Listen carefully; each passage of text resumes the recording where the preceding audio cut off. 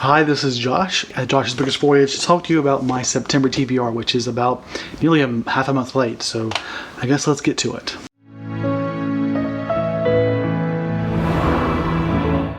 So there were several books I didn't get to in August. Most of those are going to be comprising my TBR this month. But I also have a couple themed TBRs I'd like to get to this month and next month, and I may or may not mention those depending on how I feel. The problem is that so far, like 4 or 5 books is the best that I seem to be capable of doing in a month recently. So whether or not I have time to do more is really up in the air. But let's get straight to the books that were basically here last month and are here again this month because I want to read horror. If I can just make myself have the time to get through all the books. But I think because this TBR itself, the main TBR, is smaller, I'm more likely to get to it. And also, things are finally lighting up with school, so I should be capable of reading more. Right now it's like the 9th. I haven't started any of these books yet, even though I've had a chance, I just haven't wanted to, which is, I guess, what you call a slump. So let's get on with it. The first book, Jamaica Inn by Daphne du Maurier, a book that I talked about last month. Don't know a lot about this, rather, but I know it's a thriller, and I know I like Daphne du Maurier, at least in Rebecca. I know she's another one I feel like is more famous, which is My Cousin Rachel, which is one I would hope to read this month. While I was reading this one last month, it didn't work out. But I also looked up My Cousin Rachel, and it seems to be less of a thriller than this one is. So maybe it's a good thing that I'm not reading it, considering we need thrillers and horror, or more of those, for the holiday season. It's the holiday season, whoop-de-doo. Okay, next up is The Devourers by Das, and this one is one, again, I don't know a lot about. The best I can say about this is I get the impression that it's sort of a monster flick, which is to say a horror story centered around a monster of some kind.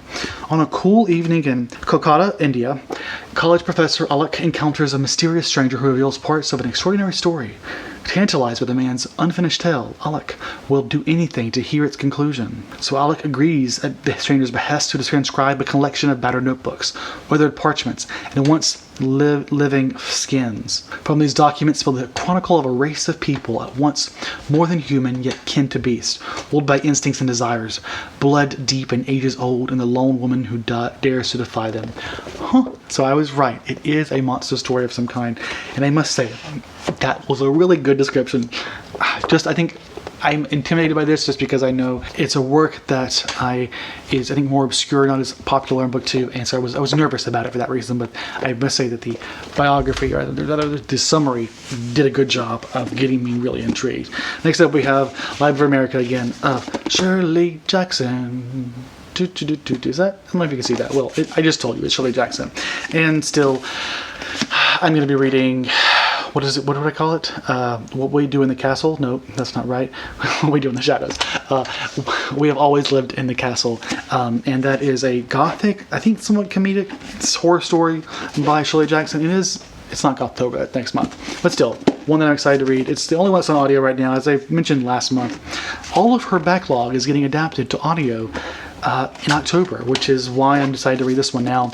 And I really want to get to at least one of her earliest works in October as well, because it is Shirley Jackson, and well, I love Shirley Jackson. Next up, we have books that are not horror, but are important to me nonetheless. Let's first start with that Octavia Butler slow read. And this one is Dawn, the first book of Lilith's Brood by Octavia Butler. And I want to say it's called the Xenomorph trilogy or something, or series rather. And I want to say that implies aliens of some kind, but I'm not quite sure. Yeah, it says alien race here, so aliens. That's all I know about it. I really do want to read this, but I feel as though I am a little worried because I feel as though at this point in the Octavia Butler slow read, I'm worried I would rather take a pause by Octavia Butler, not because I don't like her, but it's a lot to unpack, and also the trying to fit it into every month or every 2 months of my TBRs is getting me a little anxious. So I'm a little worried that I might be approaching a point where I just have to take a break, which is unfortunate because I really enjoy participating in these Octavia Butler slow reads. And I'm not ready to say that just yet, but so far this is on my TBR. Hopefully I don't end up feeling like I want to postpone it. Lastly is the book that I chose to read for my anti-racist book, although I should say it's technically not really anti-racist, I don't think, but it is about the history of race and racism in America, which is the myth of the lost cause, why the South fought the Civil War and why the North won. Pretty short. It's one that I've been interested in reading, but I've been postponing just because it was fairly new on my shelf last year, and I've had it a bit longer now, and essentially it's just supposed to be a broad overlook of all the ways in which the lost cause narrative has misconstrued the facts of history, the facts of the Civil War being almost, I mean, it's just exclusively about slavery. And just keep talking about that. It's just something like I'm familiar with, but I'm hoping to get more familiar with it with this book. And finally, you know what? Just at 5 minutes, so why don't I just mention it? I have 2 ideas for vlogs between now and next month. And well, I don't know if I'll have time for them. It really depends on how strongly the urge to read again comes back to me this month, now that things are lightening up.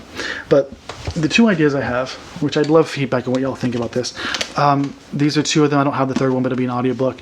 It would be a Final Girls themed reading vlog. I'd read these 2, and also the one by Grady Hendrix, which I should say I've read Stephen Graham Jones' The Final Girls before, but I figured I'd reread it for this series to see which one is truly the best. And honestly, I got that idea because Riley Sager was talking shit about Grady Hendrix for daring to write a story that centered on the final girl trope, which seemed a little arrogant. But nevertheless, I wanted to read that so I could see whether or not his book holds up at all to the other 2. Also, I've never read Grady Hendrix and I really want to. And it gives me an excuse to do it even though I don't own his book right now. The other one is one that I feel like is less likely to happen, but an idea that I wanted to do, if not this month, then next month, and it's really want to make it happen. It's a Lovecraft themed TBR, and the problem is that I don't read this much anymore. Like, this is how much I can read in a month, it seems to be the case. But maybe if I did a vlog, it would motivate me to binge read a bunch like I used to. But like, I have all these books that are said to be themed around Lovecraftian in some nature or form, and I'd love to do that. Like, I love Lovecraftian stories, even though I've never actually read Lovecraft himself. But let me know if either of those ideas intrigue you and which one you would vote to have me do first. I mean, I'll do at least one of them in the next 2 months, I swear to you. But let me know which one you prefer if I do this month if I have the time. Thanks so much for watching my TBR. I hope you enjoyed this, and I hope you have a great reading month. And I hope I do too. And I'll see you all next time, okay? Bye and stay safe.